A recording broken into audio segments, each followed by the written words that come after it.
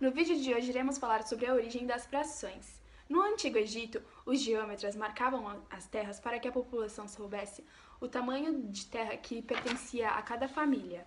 Mas com as enchentes durante os meses de junho até setembro, as marcações eram apagadas por causa da água. E aí eles tinham que fazer toda a marcação de novo, e isso dava muito trabalho. E como não tinha um padrão, sempre acabava sendo desordenado. Com isso, eles inventaram os estiradores de cordas, que era uma corda com uma medida padrão, para demarcar o território de cada pessoa que vivia à margem do rio Nilo. Porém, às vezes, o território não tinha o tamanho exato do número de cordas. E assim foi necessário que eles cortassem as cordas em tamanhos iguais, ou seja, fracioná-las. E agora iremos fazer uma demonstração do que acabamos de explicar.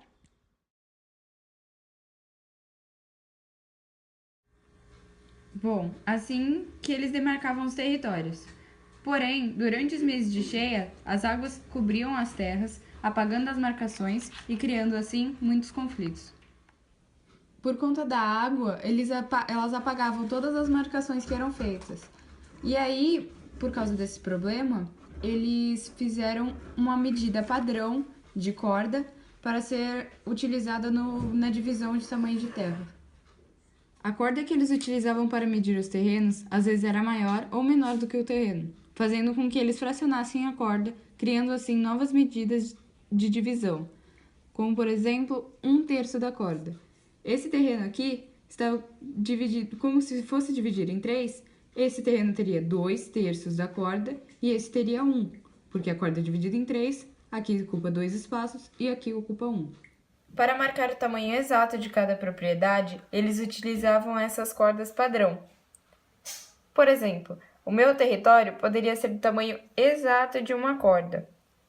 O seu território poderia ser do tamanho de uma corda completa, mais um pedaço de uma corda que não seria utilizada completamente. Então, eles padronizaram frações. Eles fracionaram as cordas